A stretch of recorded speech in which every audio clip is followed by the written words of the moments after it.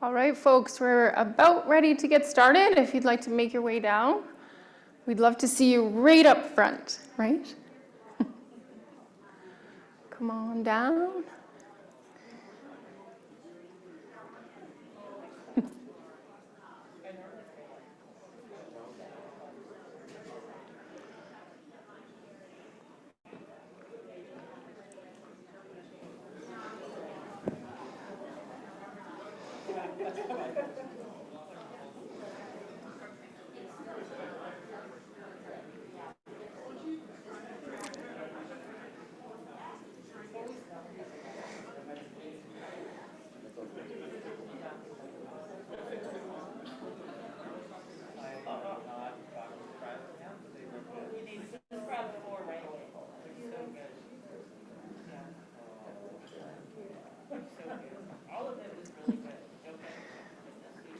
Okay, hello and welcome. Yes, please join us. So excited to see you.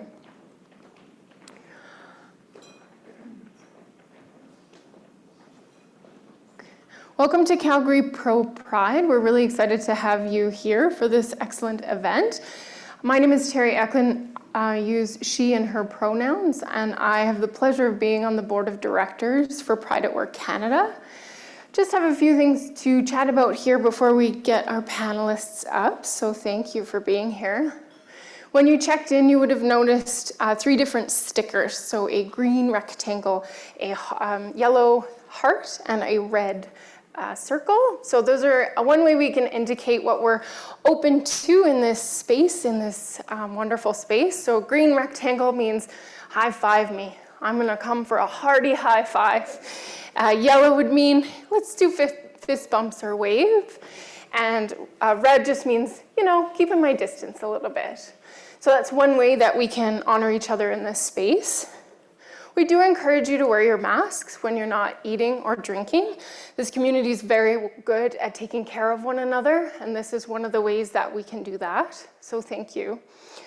And as you know, this is a non-alcoholic event, and we know that our communities have mixed experiences with alcohol. This is due to the challenges we see with addiction, and we also know that there are different spiritual, religious, and cultural traditions that don't partake in alcohol. So no cash bar, that's what all that means, but free food. And I'm pleased to see some of you enjoying that already. There will be food after as well when we move to the networking portion. So thank you. Just a note on the facilities. So there are washrooms for everyone up at the top level, just around the corner to the left, as well as down here out this door and to the right. The library closes at 8 p.m. and at that point, just the ones down here are going to be used. So just something to be aware of. And there are lots of stairs if that's something you wanted to do. And if not, there is an elevator out here to my left. So let's get started here. I'm excited to introduce our moderator here in a moment. But first I wanted to mention that Pride at Work Canada works on the traditional territories of the Inuit, Métis, and First Nations. This includes Two-Spirit and LGBTQIA+ Indigenous people. We recognize that there are multiple barriers that impact Two-Spirit and LGBTQIA+ Indigenous people from accessing meaningful, impactful, and inclusive employment. And we are open to feedback from Indigenous workers, employers, and job seekers in helping make that a reality, to reduce some of those barriers. So here, this space, we are in Mohkinstsis. We're not far from the Elbow River and the Bow River where those meet, where Mohkinstsis comes from. So in the spirit of respect, reciprocity, and truth, we honor and acknowledge Mohkinstsis and the traditional Treaty 7 territory and the oral practices of the Blackfoot Confederacy. This is comprised of the Siksika, the Kainai, and the Piikani, as well as the Eyahe Nakota and Tsuut'ina First Nations. We acknowledge that this territory is also home to Métis Nation of Alberta Region 3 within the historical Northwest Métis homeland.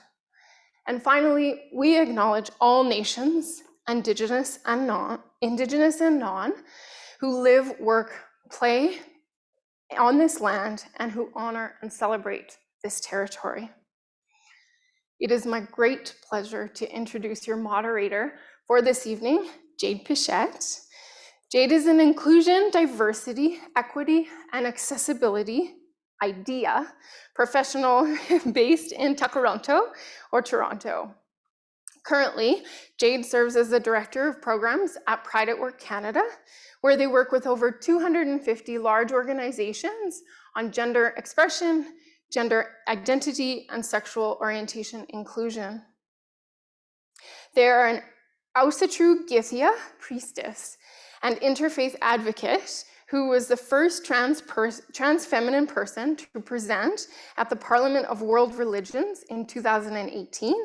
Jade was one of the authors of Transitioning Employers, a survey of policies and practices for trans-inclusive workplaces, and is the co-host of the Uncovering Belonging podcast, which I hope you've checked out. I think there's 3 episodes out at least here. So Jade has been named one of Future of Good's 2022 Young Impact Leaders, Toronto Metropolitan University's 2021 Pride Champions, and is a judge for the Canadian HR Awards. In their somehow spare time, they can be found geeking out over queer, trans, and Norse histories, firekeeping, and spending time with their chosen family. Please welcome Jade Pichette.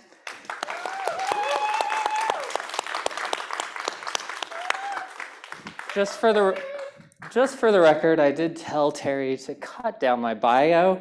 But welcome everybody. I'm very happy to be with all of you in person on Treaty 7 territory. It's been 3 years since I've gotten to be here, and so I'm so grateful to be back and for all of you to be here.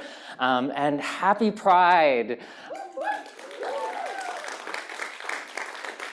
I'm also very excited this year. We have introduced through all of our ProPride series live streams, with the exception of Montreal, because it was a bit of a different event. These live streams that are right in front of me, hi folks on the live stream, are then being also broadcast onto LinkedIn. So if you have any colleagues or friends or people who are strangely in their spare time interested in queer inclusion work, I think most of us are here for our jobs, but please feel free to share it with them after the fact, because it'll be accessible there. Because I'm very excited to have this discussion, and I think this is an important discussion. Today we're talking about the next generation. So we know that as each generation goes on, each generation has become more and more officially queer and two-spirit and trans. And I don't think that's actually the case, but what I think is the case is that more and more of us feel comfortable to be out. More and more of us feel comfortable to not even have to identify. And we know that workplaces are changing. So today, I'm really excited for this conversation because we can talk about, how can we make it so that the next generation has that space? Because in my opinion, and I was just at a event by the Dignity Network in Ottawa that was talking about, one youth talked about, what can I do as a youth? And the response from the panel, which I think was very apt, was that it's not your responsibility, it's actually ours. And if we're not taking that responsibility, then what are we doing and what are we saying to you? And so I think that's why a lot of us are here today, is to talk about that. So how do we make sure our workplaces are safe for two-spirit, queer, and trans folks to come into our workplaces, to stay in our workplaces from a number of different perspectives. So we're going to be looking at the perspective of supporting students as they're going through and starting into the workplace. We're going to be looking at the perspective of what are some of the challenges for youth today. We're going to be looking at the perspective of how can, as a parent, you be supportive? Because one of the things that I've consistently seen from our contact network here in Calgary and in Alberta more broadly is that parents of 2S LGBTQIA+ children are often a big part of the advocacy that happens in workplaces today. So I'm really, really grateful to have our panel with us. So first off, I'm going to introduce Michelle Robinson, who uses the pronouns she and her. Michelle, or Red Thunder Woman, is Satsu Dene, a mother with a podcast called Native Calgarian, which is on its 4th year. If you haven't checked it out, if you need another podcast to check out, hers would be a good one. She also runs an Indigenous book club that meets every second Monday of the month since June 2016. And frankly, this bio doesn't do her justice, in my opinion, but welcome, Michelle. Thank you.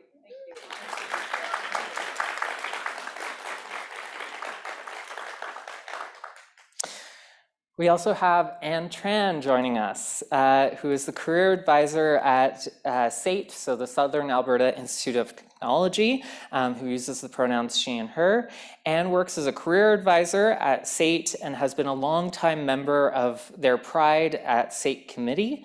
When she's not busy helping people from equity-deserving groups get jobs, she can be found on a patio, probably trying to pet a dog that doesn't belong to her.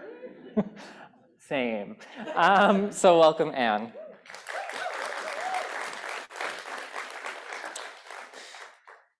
And our third panelist today is Amelia Newbert, who also uses the pronouns she and her.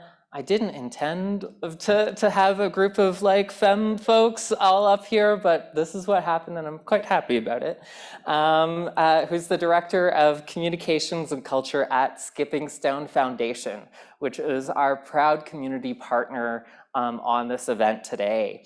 Amelia is a passionate presenter, educator, and advocate for the trans and gender diverse community. She's a co-founder of Skipping Stone and has previously held positions as the president of the Trans Equality Society of Alberta and the director of community engagement with Calgary ProPride. She's a faculty member of the World Professional Association for Transgender Health, known as WPATH, and in 2018 was awarded the Alberta Grand Heart Award in recognition for her significant contributions to advancing 2S LGBTQ+ human rights in Alberta. So welcome, Amelia.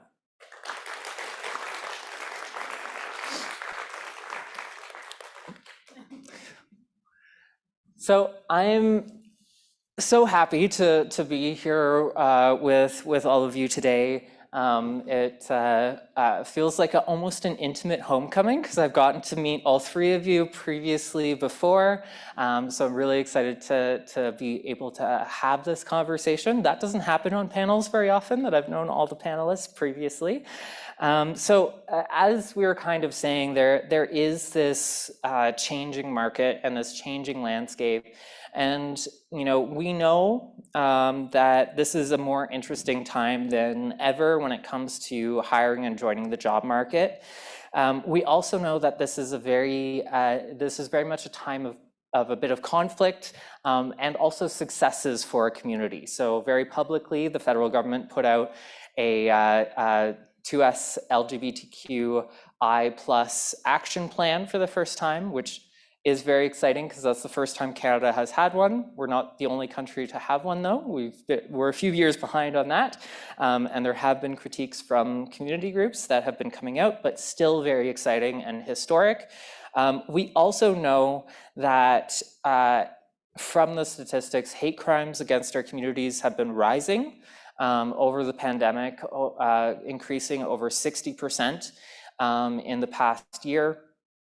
Which is quite a stark statistic. Like I knew anecdotally that was the case, but when I actually read the stats, it even brought it home for me as somebody who does this work all the time. And we also know that this is a time where there's mixed opinions about how do we engage with work in terms of people who are able to do virtual, people who have to do in person, and people who have just left the job market or just aren't entering the job market because they don't feel like there's a place for them. So with this rapid, change where retention has taken a dip, and all the challenges also, of course, related to COVID-19, to long-windedly start us off, what differences do you think that this generation, Generation Z in particular, has while entering the job market today? And maybe we'll go from one end to the other to start. I think what's happening, well, based on what we're seeing with the job market, is that job seekers can be maybe a little bit more selective about where they choose to work. So I think it's a good time for people to kind of stop and reflect and think about what's important to them.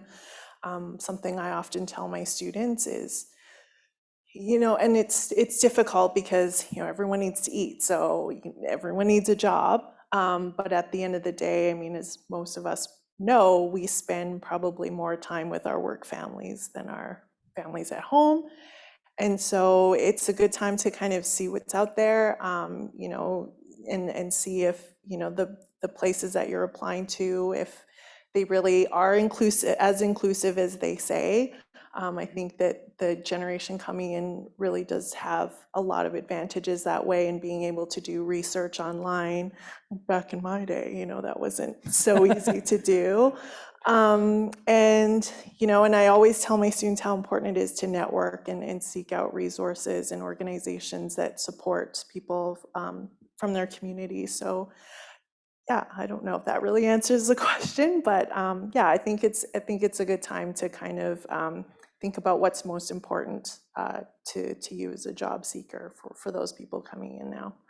So what I'm really hearing is that, there's this ability for more choice than there was in past, and for employers to stay engaged, they have to be staying up to date with making sure that they are an employer of choice. Yes. And we have done previous surveys like the Hiring Costs All Spectrums that found that people are really looking at employers' policies, they're looking at their practices, they're doing more of that deep dive, as you were saying, whether it's online or through their community contacts, but they have more of that ability to look. So I really appreciate that. Amelia? Yeah, I just want to say before I start, and I just want to echo something that Jade said about Michelle probably giving us the most humble bio I've ever seen.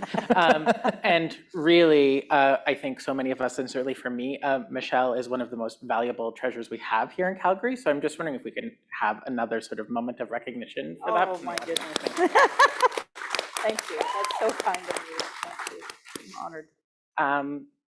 Yeah, it's an interesting time for all of us, right? And I think I come to this from the perspective of working with a lot of trans and gender diverse youth or young adults through Skipping Stone, and so to talk from the perspective of what we see in some of the clients and some of the community.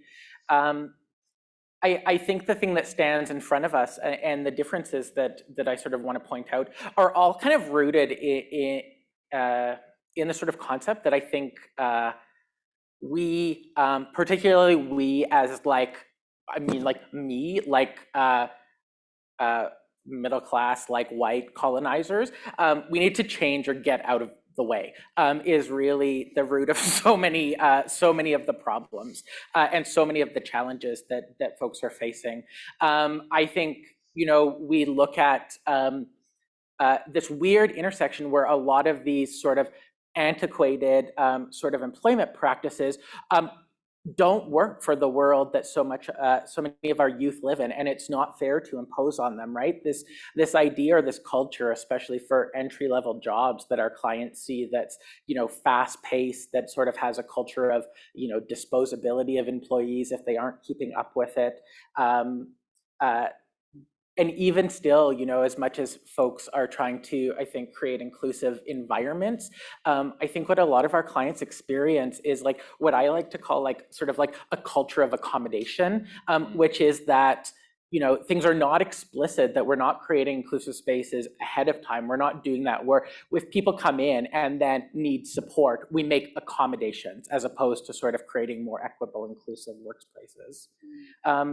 I think COVID has also coming out of it, or sort of coming into the world living with it, has created this weird transitional void for so many folks, right, that are struggling with. And I'm like the co-parent of 3 kiddos, all of which are kind of in the early job seeking age. And I look at one in particular, who's just graduated from high school and basically went to high school through the pandemic and is just really lost, and really struggling to figure out where their place is, having lost those sorts of, those formative years. And I think like me as a co-parent is also really lost. I'm lost too. I don't know how to do this. I don't know how to. So there's a lot of struggling through, what works. And even, when we were talking about, and he, because I was kind of interested in maybe, I won't go to post-secondary right away. Maybe I'll find some part-time work and to go like, okay, what type of part-time work do you want to find? What are you interested in? How can we? And he's like, oh, I don't know. I'm not really interested. Don't know what I'm interested in. I don't know who my people are. And so I think there's a lot more space that we need to provide to youth to sort of discover that. And I think particularly when we're talking about, trans and gender diverse youth, and I think it sort of expands to all sort of queer and trans and two-spirit youth, because people are able to come out, and people are, so I'm so amazed by our youth who are just have the sort of self-awareness and the confidence that, I didn't have until my late 20s, and they have it when they're 12. And because of that, yes, a lot of that sort of like internal shame and concealment that gets planted often when we have to hide who we are is being alleviated. And that's an amazing, amazing thing, right? And we see in so much research just how impactful that is.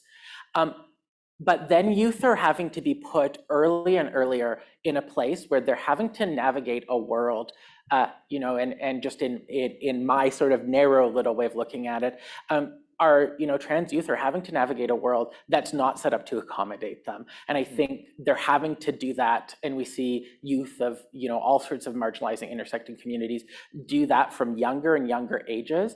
And it means they're having to navigate, to sort of sustain, to tolerate trauma from a much younger age. And because they're doing that, a lot of the sort of skill building things just sort of to go into entry-level employment, they don't have the capacity to learn, because all they're trying to do is stay alive. All they're trying to do is navigate trauma. And so to expect people to come, into the workplace having skills about what professional conduct looks like and all of these sorts of things that maybe, again, like privileged middle-aged white people like me would have like learned in part-time jobs. A lot of these youth can't have part-time jobs. They're just trying to, their full-time job is just trying to navigate this world that doesn't make the space for them, and that causes active harm and trauma. And so I think finding a way to authentically and really genuinely support youth and bridge that disconnect that I think is getting greater and greater is really important, and one of the biggest challenges. Thank you. So what I'm really hearing from this is that although there has been a culture shift in terms of people feeling comfortable to come out at younger ages, there has not necessarily been the institutional shift to catch up to be able to provide the care that they need. And I think that's a challenge that we're seeing not just here in Calgary, not just in Alberta, but across the country. We're seeing these challenges from coast to coast to coast, where there is not enough provision out there. And I want to give a shout out to Skipping Stone, because not many provinces have a skipping stone. In fact, only one does. And that space is something that actually provides some of that support that is very, very well needed. And there's other organizations, certainly, like in Ontario, we have LGBT Youth Line, who's been doing good work for many, many years, and others. But when it comes to employment, there's rarely some of those skill sets or abilities to train. And when you're not even getting that through the interaction in school, that provides a sense of loss, of disconnection, of not being able to know where your journey goes. And I think any of us who've had a career journey knows that you usually don't know where your career journey is going to go. I did not think I would be doing this personally. But that being said, I still feel like there was more sense of where some of that direction could be found, whether that was through experiences, through part-time work or others. Which a lot of the options that are out there, and there are a lot of options, but they are challenging. They may experience violence. They may experience, challenges to their health and safety, and just trying to do that while also figuring yourself out from a perspective that a lot of youth never had to, is a challenge. I know that's why I'm doing this work, is because I was a trans youth. And I couldn't find employment elsewhere. And so I assume that is many youths still the case. So back in Edmonton in 2019, we actually got to have a discussion on family and children. And Michelle, you were a part of that. So I'd love to move over to you next. Sure. So hello, folks. Oki nagana go meko che chistokomaki, or let me try that again. In my language, it's de kots tine siku. So my name is Red Thunder Woman. I tried to say it in Blackfoot to honor where we are, and I tried to say it in my language to try to honor my lineage. And of course, all elders from both sides are all laughing and giving each other elbow. Did you hear that? Did you hear that? So, but it's important for me to reclaim who I am. So I'm SAIT Dene, but I was born in Calgary. I was raised in Alberta. I've only witnessed violence against Indigenous people. I can tell you every year something new that has happened in my life, whether it's to my family, myself, or to the community, that would absolutely upset everybody. So trauma, to kind of bring it back to that idea, is a big part of my world, and that ongoing healing is also a part of my world as a result. What I have seen in Alberta is just blatant misogyny. Now, when I say that, what does that mean? I think a lot of people can say a slur and that's misogyny, but to me, it's bigger. To me, it's that bigger picture of when I walk in Stampede dressed like this, people won't make eye contact with me. They won't smile at me. I white code or Western code, and then I get happiness, smiling, kindness, interaction. So I bring up white coding for a reason. It is expected for women to man code. It is expected for Indigenous to white code. It is expected for me to speak a certain way in order for me to fit in. It was mentioned about policies for your companies. I have yet to see anyone have a COVID policy, have a Indigenous policy, have a nonviolence policy, and so on and so forth. I've yet to see that. The idea of gender inclusion, the idea of this, I don't think has been fully realized in Alberta. And frankly, I'm very afraid to send my daughter into the workforce at all, because I know what I've seen. My husband came home and told me that he'd recently heard a coworker say, you know, that's a problem we're gonna have to circle the wagons around, and this is common phrases. Oh, let's have a powwow. Oh, this is my tribe. These are culturally appropriate, inappropriate terms that people utilize at work thinking it's okay. And then of course, violence against anyone who isn't a male. That is ongoing, whether it's through promotion, whether it's through lack of wages. That is violence, and we have to start kind of naming it that way in order to see what the problem is. So I advocate, I'm part of the Missing and Murdered Indigenous Women, Girls and Two-Spirit Committee here in Calgary, and I really advocate for the Truth and Reconciliation Commission, 94 calls to justice, or calls to action, and the 231 calls to justice from the National Inquiry into Missing and Murdered Indigenous Women, Girls, and Two-Spirit. And they're very specific on how to start talking about Two-Spirit. But the truth is that we just face racism. We face racism everywhere we go. And there's not enough people that understand it, that see it. And I usually in a crowd like this will say to somebody who identifies at all as LGBTQ2+, you know, as a woman, as somebody, a part of the community, what it's like for somebody not to take you as seriously, like instantly. You know, when you're with a man, they're the ones who get addressed instead of yourself, even though you're the expert. This is still commonplace, and that is a form of violence. So I really challenge people on anti-Indigenous violence, because you may not realize your bias, and it's clearly there.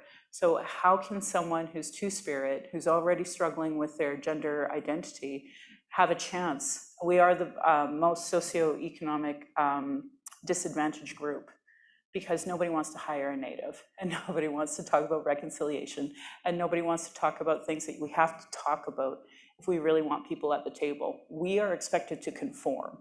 So I have a person in my life. She has a disability. She has, she's Indigenous, and the expectation is for her to be able-bodied, for her to conform, white code immediately, and do all of the things that is expected of any white male candidate.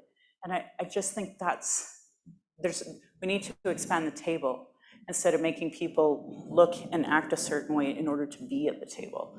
So that's what I'm hoping that we can start understanding, is that all of us as Canada has not been given the education we need to understand Indigenous issues. None of us, not anybody. In fact, the opposite.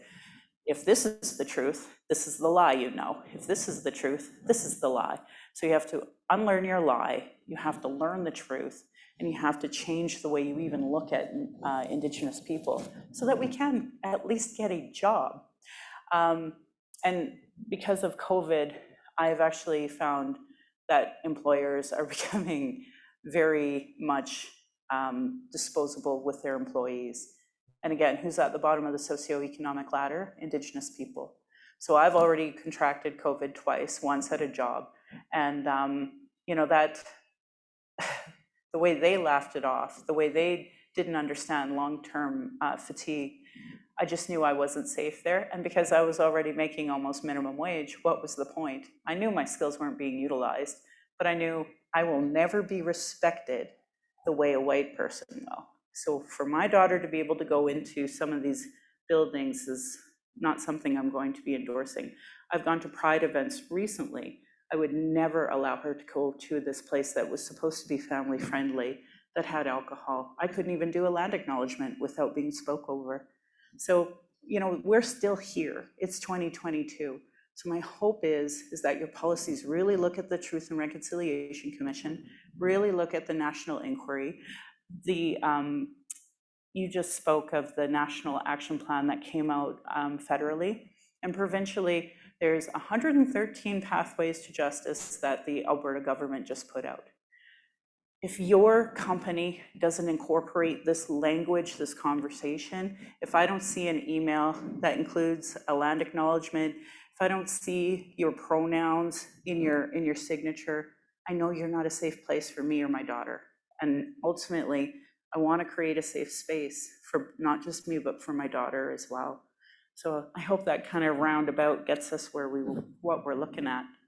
Thank you, Michelle. Yeah, thanks, Jade. Yeah, I mean, some of the things that I'm picking up through that is, how do you deal with homophobia, transphobia, biphobia at work when you're already dealing with historic colonialism, when you're already dealing with just explicit and blatant racism, as well as misogyny. And these are all things that I think employers need to take seriously.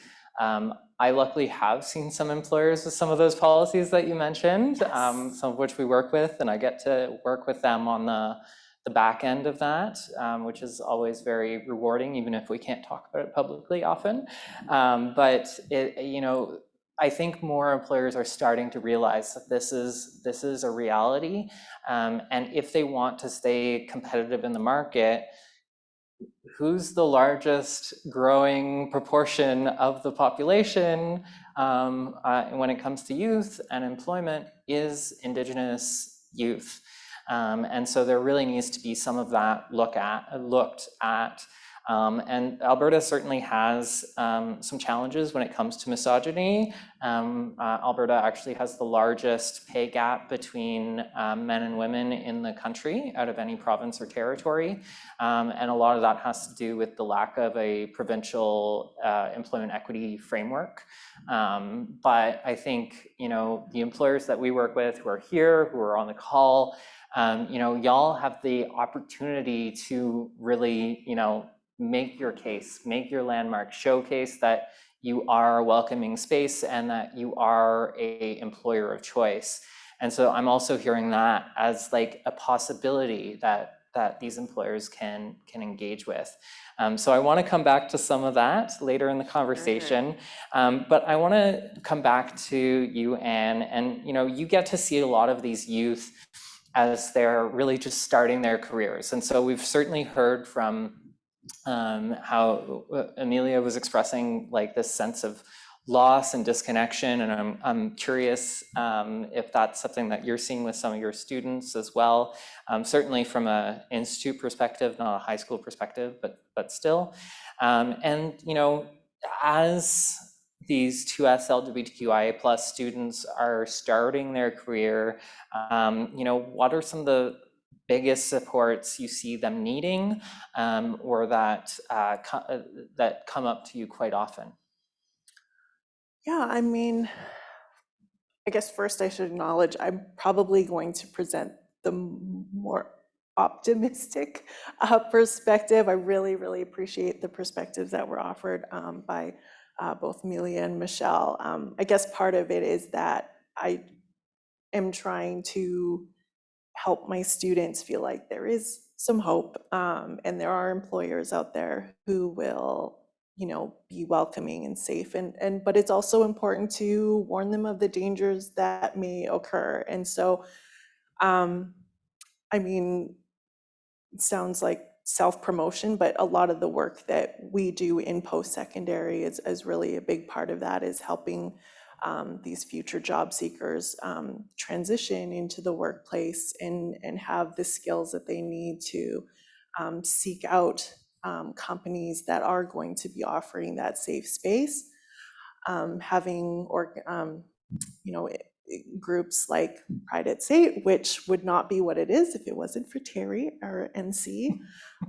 So doing that kind of work, kind of helping to create a more welcoming space in post-secondary so that they can gain the confidence that they need to go out and into the job market. In terms of what happens after that, it's really important that the onus isn't on them as employees to be seeking out those resources on their own. Ideally, it should be part of the onboarding process where an employer will have those trainings in place already. I mean, again, this is very optimistic and idealistic, but already have a space there where other employees already have done the training, the inclusion training, in order to approach situations with sensitivity and empathy. So yeah, so it kind of, I guess, in answer to your question, kind of starts, part of that journey is with us, and then with the employers, just already having those resources in place. I think mentoring is really important as well. So we often like to partner with employers who have mentorship programs so that these students, even before they go out into the workplace, can meet with working professionals who have similar lived experiences. And that's really important as well. And just to make them feel like, yes, this is possible. I can do my dream job and be my authentic self at work. And another big reason why I think it's important that that sort of training and stuff happens at the beginning stage of onboarding, is you shouldn't have to necessarily out yourself either in order to access resources. It would be nice to know, okay, those are there if I need them, yeah. So it really sounds to me like you want to see employers set the tone from the moment that potential new employee walks in the door, Yes. comes out with all this hopefully optimism from school. I didn't have as much, but then again, my background's in social work. We're all a jaded bunch, I pun drank the intended. Kool-Aid. I got Michelle laughing. I'm happy. Really to make sure that also that we're looking at how are we as individuals, as professionals in this room, mentoring this next generation. And that mentorship is something that we have seen make all the difference. Because if you cannot see the possibility, you can't even see the possibility, you're not going to be able to get there. And so, not to say that all the challenges that we're talking about today, which are very important and very real, without even that vision, if you can't dream, how can you achieve if you can't even dream? So, this I think is all very important. We actually did a panel back in April about mentorship. In case anybody's interested, we have the recording. We see that opportunity. So the Enchante Network has a mentoring program. Get involved with mentoring programs for Indigenous folks, for newcomers. Don't always, I think going to the mentoring programs for explicitly for queer and trans and two-spirit folks is very, very important. But I also think that we as queer, two-spirit, and trans folks, we also need to go into those spaces that aren't only for us, because we know people are there as well and are needing that possibility model as well. And so I love that you brought up that point. So I'm gonna jump back to Michelle, and you've spoken very, very proudly. It always fills my heart, as someone with a mom named Michelle, myself, of your two-spirit child. And you speak with such joy, and I've had the opportunity to meet your child before as well. And so, what advice would you have for the parents of 2S LGBTQIA+ children who are concerned for their future? Because I hear some of that from both you and Amelia, of this, concern that you have for your children and in their career journeys, in their opportunities that are there. But what would you say to other parents who have that concern? Are there things that are helpful? Are there things that, can lift their spirits in any way? Or just the honesty?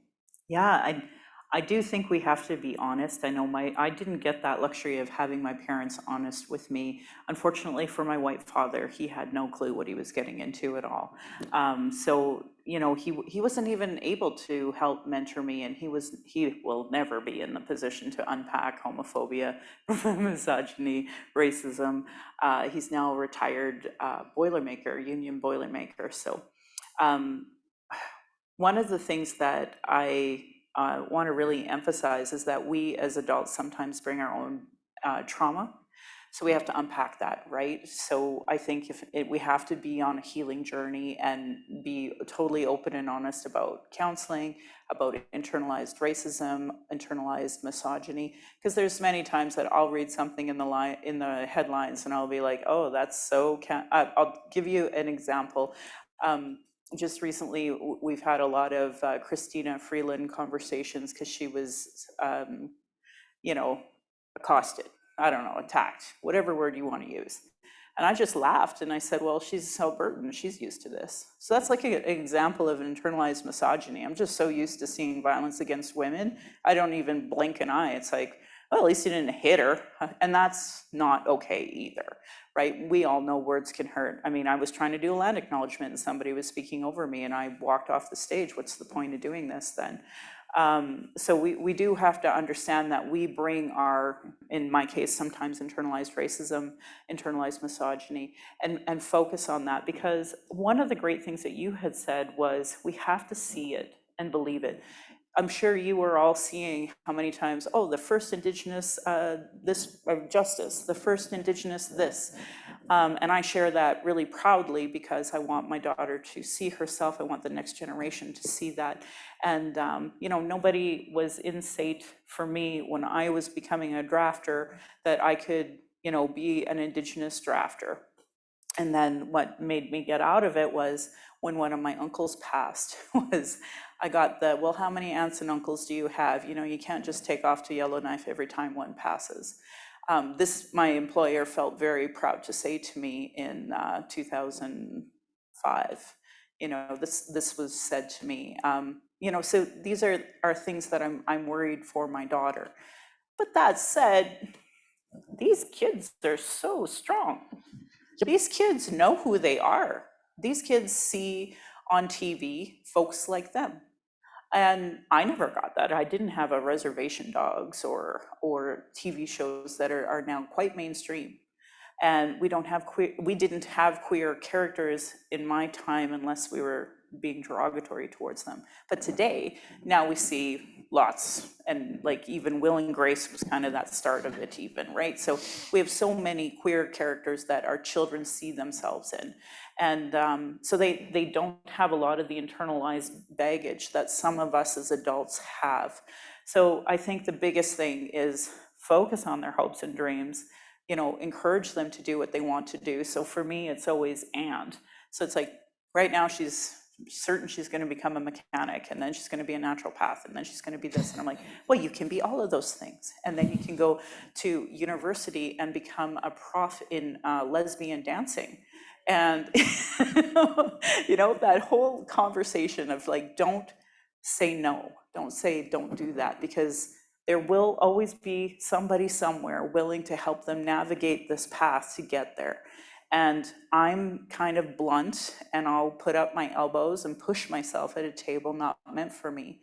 And I know, as all of us as adults, that's what we have to do as parents of our little queerlings, and in my case, my little Indigenous queerling. So yeah, that's what I would say. Thank you. Yeah. Yeah, no, I'm very much hearing, how much as parents, I was going to say we, but I'm not a parent, but parents really need to look at themselves first, and because we all do carry that, we all carry that pain, that trauma, that baggage, because we can't not, and it's things that we don't always realize are there, sometimes because we have the privilege to not see it, and then sometimes because we've never had the privilege to not see it. So I think that's a really important point. And you bring up this idea of strengths. So this leads very strongly into a conversation with Amelia. So we've certainly brought up some of the challenges that we see to us LGBTQIA plus like youth, employees and job seekers face.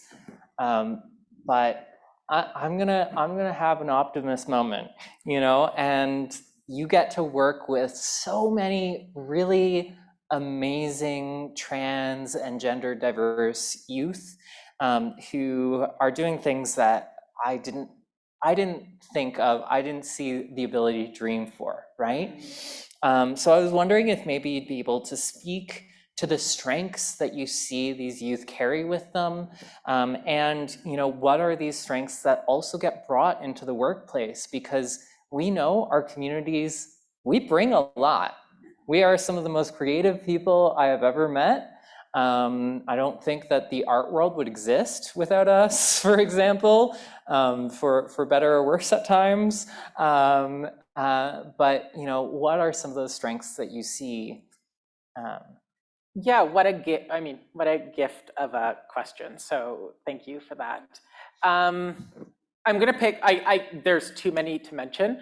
I'm gonna pick three, because, I don't know, because I'm an MFA and like I'm still sticking to the rule of three. And so here goes three. Honestly, the first one I think that I'd hit on is resiliency. I think from a very young age, trans and queer and two-spirit folks are taught by the outside world that they have to sacrifice authenticity to avoid humiliation. And Michelle touched on that so well.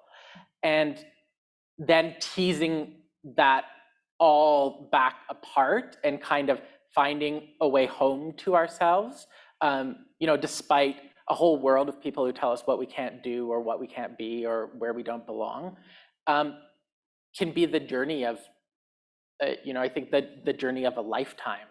And while that journey presents a lot of struggle, it imbues and empowers people with this incredible sense of resiliency to be able to navigate the challenges that come to them and navigate the distress and the barriers that exist. And how do we not want people in our lives like that? And as businesses, how do we not want employees like that who are going to be able to work with us as an organization, as fellow team members through challenges, through barriers, through difficult times? I think it's one of the most amazing strengths that youth have, and that they, give their families and their communities and the worlds. I think the second one is so pertinent for, I think, our new COVID world, is the ability to sort of navigate new circumstances in untraditional ways outside of boxes. Right, I say often and do a lot of like presenting and a lot of sort of training, and in there I say, one of the greatest gifts that I think I've experienced as a trans individual myself, and it's not all sunshine and puppy dogs all the time, but one of the gifts that does exist is when you don't fit into those sort of boxes of societal expectations, when you don't kind of fit into A or B, you have to then go, where do I belong? What does that look like? I don't fit into these societal gender norms. Who am I? And that needs a lot of exploration about what is my relationship to norms? What is my relationship to communities? How does that fit to me? How does that work? And to really turn it upside down and think about it from a ton of different angles, and to continue doing that, right? I think finding that way home to ourselves is a lifelong journey. And so to have people coming into the workforce with this innate ability and innate perspective to go, you know what, if something's not working, let's turn it upside down, let's flip it. Why does it just have to be these two things? How can we approach things? How can we innovate? And I think that's also the source of that creativity, right? It's this amazing, amazing, amazing ability. And the last one I want to touch on, and I actually think it's the biggest strength that so many queer youth I see coming into the workplace have. And I want to highlight it because oftentimes I think sometimes it can be perceived as a barrier or a negative, but I want to talk on that a little bit more, is the youth who are now coming up have this refusal to compromise on being respected. And that is something that I think a lot of folks never experienced, was always like, I'll take what I can get. I guess this is fine. I guess if most of the workplace uses my pronouns, it's okay. I guess that it's okay that my employer doesn't care that there are these 3 staff members that call me it all the time because, I'm lucky to have a job. But no, we have this amazing generation of people who are going like, no, actually, this, I need to be supported in this way. I need these things. My pronouns should be respective. This is not up for debate. And these people, and I really want to stress that because these youth are not creating barriers. They're not creating difficulties. They're actually giving us this amazing opportunity to grow, to be able to push where we are comfortable. And if we are able to sort of embrace that gift that they're giving us about pushing things, how can we include people? How can we create more equity? How can we create more respect in our cultures? Our businesses, our teams, our, the companies we work with, those youth are gonna take our companies, our businesses, our teams, our communities, places that we never would have imagined they could have gone. We just need to go, I hear you, and we're up for the challenge. And again, we're gonna change. And if we're not gonna change, honestly, we have to get out of the way. But they're gonna take us to places we could never have imagined, and we can't see that as something that's annoying. It's this amazing gift that we're being given, and this amazing strength that I think, for me, I get given working with youth that I didn't have, and even still to this day, I don't totally have. And yeah, I'll leave it at that. So I'm kind of tearing up a little bit, so yeah. Thank you. I don't think I could reiterate that any better than the audience already heard it, so I will leave that piece there. I am being reminded by my colleagues who are better with time than I am that we are a little over time, but I do still want to have space for a couple questions, at least from the audience. Though please, if you could keep your answer or keep your questions brief, and they are questions, not comments. And also, if we can keep our responses brief as well. I would also like to remind the audience, although I feel like we have a really great welcoming group of folks here, that we've invited these people as professionals, as community leaders, and so we're asking questions around that and about how you can change your workplaces or create more inclusive workplaces, and not about their personal experiences.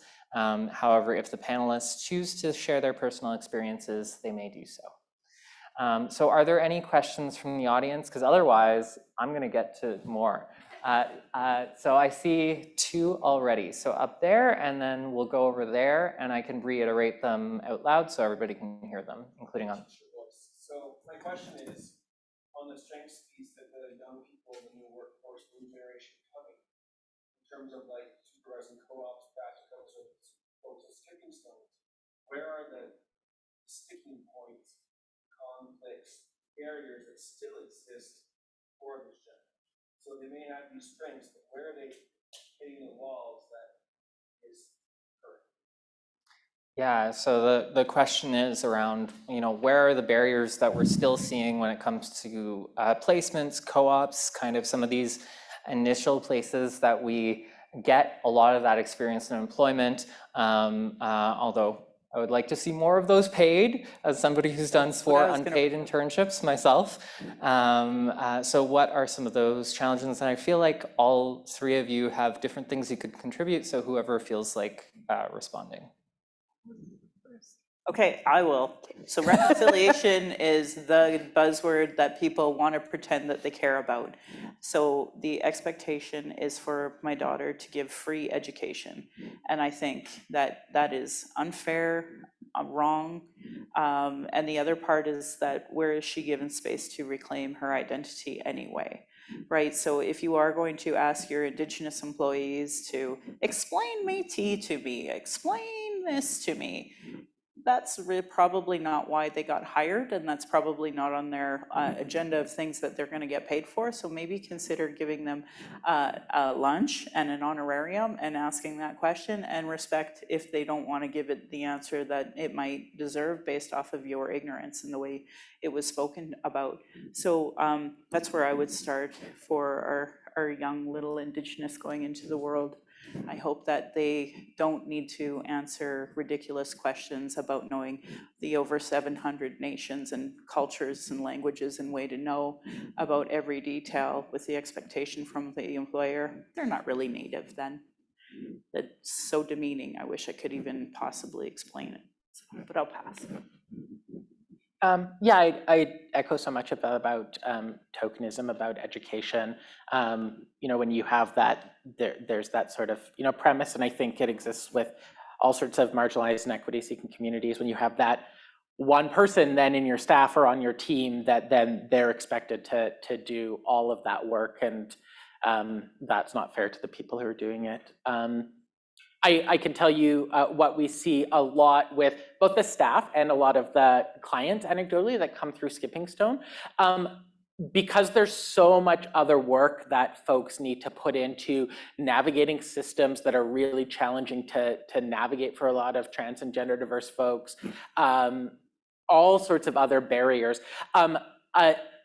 Things, sort of traditional workplace sort of dynamics, like in terms of the expectation that it's going to be 40 hours a week, 8 hours a day, we're finding to be less and less realistic for what folks are able to do, and that the demand and the expectation that that's going to be the pace that people are going to work at, and there's not going to be a more of a sort of concerted focus on work-life balance, is one of sort of the biggest barriers. I mean, I think we even see it with our staff that, like, honestly, we kind of consider at Skipping Stone for a lot of the staff members, for almost all of us, to be like, at least as far as Skipping Stone work goes, like 25, 28 hours is sort of full time for a lot of our younger staff members, because that's where that is full time for them. And so it's about making that space that I think is a big shift for employers, but to go, we need to break away from that rigid sort of 5 days, 40-hour structure. I think that's one of the biggest barriers.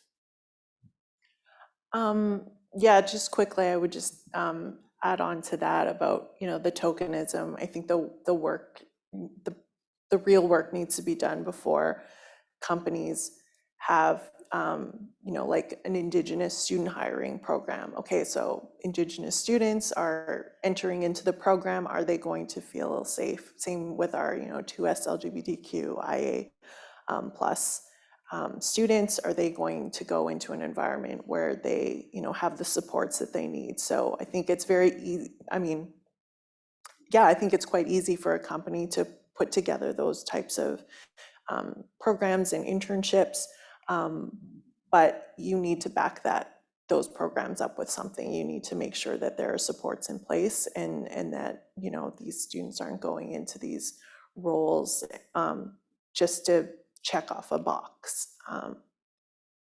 Yeah. So I'm hearing a lot about tokenism. I'm hearing a lot about lack of supports when people get on the job. And another piece that I see quite frequently is because there are more and more people who are especially visually gender nonconforming, who are in some of these different spaces, they are also more likely to be discriminated against without it being explicitly stated. So just like, how many of us have been told we're not the right fit, and without an explanation as to why. And so we see this in like when people are looking for their placements and their co-ops with the employers, but we also sometimes see it with the placement counselors in the tokenism of where they would be placed, of where they've been open to be placed, and it can be a real challenge. And then the third piece of that I would also like to add is seeing how gaps in a resume can say, oh, this candidate's not as qualified. And that gap might be because they were taking a year off to do some gender affirming care. It might mean that they, had long-term COVID because they're more likely to be part of a community that was exposed because they didn't have parents who were able to, work from home and have a bit more safety. So there's a number of these other pieces. I also saw a hand over here. I'm interested in your sort of best tips around the actual Mhm. in terms of creating accessible, safe, equitable environments where we're not only sort of assessing residents, but then any action, what are sort of the most common experiences that people have in that community? But it's not just Yeah, so great questions. The question was around, how do we make those hiring practices inclusive? What are some of the best practices that we can do around that, both through the application process, but also the interview process itself? We actually did a inclusive hiring webinar that if you get my card after, I can send you the recording of. But I'd love to hear from our panelists as well before I throw in my 2 cents, because I can't help it. Sure. I have about 4 incidences of racism that happened within about 24 hours yesterday. But that said, I also got this ridiculously kind email from somebody who wanted me to come to their class and talk to their students. And how they acknowledged it was first saying, this is who I am, I'm a settler, I'm on these lands, I use these pronouns, you are not expected to do any extra work, we just want to come in and have a conversation. They are going to be empowered with this particular podcast on MMIW, and that's how the conversation started, and you will be given an honorarium. And I tell people, do you even have a land acknowledgement in your email? If I go to a meeting, do people from across the country acknowledge where they're coming from? Because that's usually, you have those icebreaker moments of 10 minutes before the webinar really gets going. And in the comments, I'll see, hey, I'm coming from this place, I'm coming from this place. And those are things I want to see. And when I see on the website, the she and her, they and them, like that's so much more inclusive, right? So even business cards I've been seeing, there was one NDP MLA who had Braille on it too.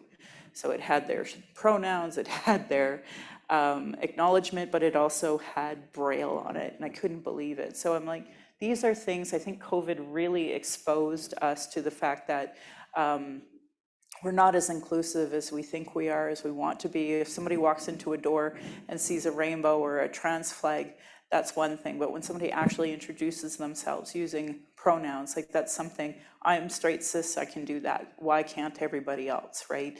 And just include that as we go, and being honest about safety. What Jade had done when we first walked in with these flags or these colors to indicate how you're feeling today, what a great way to start creating that safer space. But then again, I'll always go back to those policies, like start including that, please, to try to create that safer space for Indigenous people. Yeah, thank you. How you do an interview, I'm not totally sure. So I am only going to answer half of this question, and hopefully there's resources or people who can fill out the second half of the question.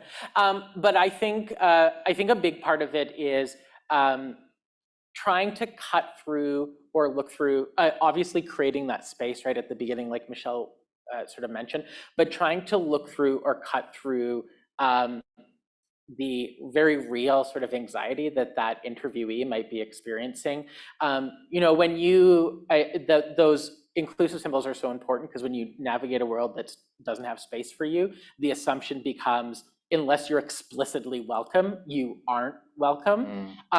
And we see here in Alberta, actually, in the Canadian Trans Youth Health Survey, and unfortunately, we see it by province, and Alberta is one of the sort of provinces that need to do the most work, where we see reports of around 20% of individuals report like having been turned down or fired for a job as a result of their sort of gender identity. So people are going in with a very real lived experience that you aren't the right fit, or you aren't, based on those sort of initial judgment calls, or we don't think our clients will understand, or whatever. And even if we're creating a space where that's not the case, that anxiety is very real and very present. And I think we see a lot with our clients that then they don't interview well because they're so worried about, honestly, just their safety and protecting themselves.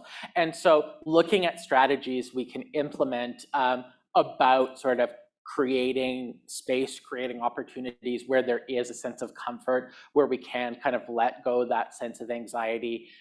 Maybe that's being vulnerable ourselves, or creating some opportunities for just to sort of, sit in space, or I don't know what. I think there's a lot of sort of practices that sort of have maybe kind of DBT or mindfulness roots, or there's other sort of workplace inclusive practices that could be looked at. But I think alleviating that sort of social anxiety piece is a huge barrier that needs to be brought down. Yeah, I think in terms of just adding on to what Amelia was saying about alleviating that anxiety even before the interview, I think that really starts with the communication when you set up the interview. Asking, are there any accommodations that you're going to require on the day of the interview? And in terms of the interview itself, I mean, even incorporating more EDI focused questions might help give the impression that your organization values equity, diversity, inclusion. A question that we often use when we're hiring for, members of the Pride at SAIT committee is, tell us about a time when you had to consider a perspective that was different from your own, or where you maybe, had a disagreement or a conflict with someone with a different background to yours. How did you handle it? And so asking questions around that kind of show like we understand that we're all from different backgrounds, and we all have different perspectives, and we welcome that. So I think that's something that you could do as well as part of the interview process. Yeah, so certainly we're hearing about the importance of policies and practices, the clear signals of inclusion and indicators of inclusion, recognizing that, quite often there's been an assumption that things aren't inclusive going in, the importance of some of these pieces and the interview process and checking in advance. In our hiring practices, for example, we actually send all of the questions a week in advance of the interview to all of our candidates. We also will explicitly have a section on accommodation, or not on accommodation anymore, on accessibility at the beginning, where we list some example accommodations that they could request to make sure that we have those available, because sometimes there's a fear that you don't know how to request things. And then the other pieces that I would throw in is also making sure that it's really important to, have these policies and practices in place. And, I highly recommend checking out our Hiring Across All Spectrums guide that actually looks specifically on the hiring perspective for hiring managers and recruiting managers, but making sure they're trained.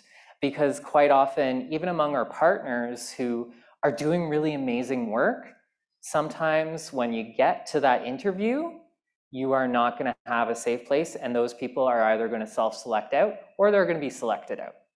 And so making sure that everybody is coming from that same playbook and is interacting in those ways. So that could mean that, if your recruiters are going onto a campus, that those recruiters have their pronouns next to their name. They have maybe other visual signifiers. They've been trained on things like truth and reconciliation, about Indigenous commitment. They've been trained on how to be inclusive to queer and trans folks, and making sure that that is something that is required across the board. Because too often what I see is that, head office will put in really amazing practices that are legitimately amazing, and we need to celebrate them, but we also need to recognize where the practice doesn't meet the policy. And so that's what I would also mention. I would love to continue this conversation, but we are way over time. So if you would notice, all of us have our green rectangles. So please, if you had another question that we didn't get to answer, come chat with us. Also, I hear there's really good tuna cones. Yeah. But before we do that and Terri closes us out, I'd really love for one quick 30-second action that you would love employers in this room to take away? And maybe we'll start with Anne and go to the end. One? Just one? Just one, if people can take away just one. I would really love to see employers make inclusion training part of the onboarding process. I don't think it's happening quite as often as we would like to see, but I think it's really important. And you know, if you want to hire amazing talent and retain talent with, you know, the qualities that Amelia mentioned before, yeah, it's something that needs to be done. Just think it's really important.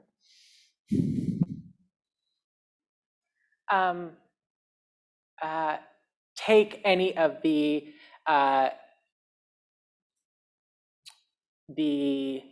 suggestions, the sort of challenges, the encouragement from new or potentially new employees about what they need and how the office culture can change as an opportunity, and as an opportunity that we should embrace with excitement and with generosity, as opposed to an annoyance, a barrier, or a negative.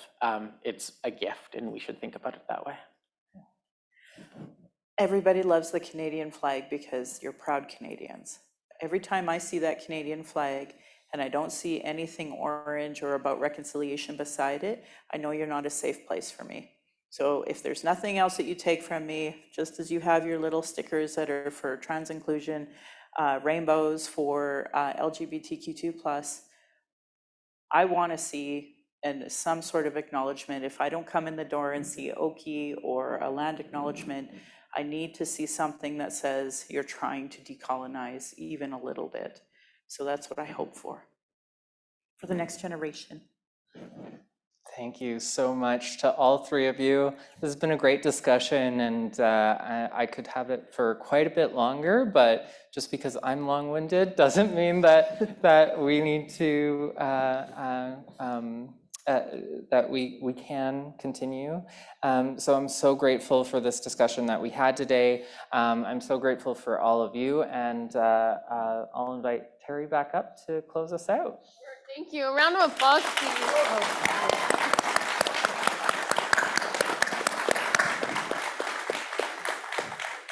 Just wanted to offer thanks, Michelle, Amelia, Anne, and our moderator, Jade. Thank you for this great discussion.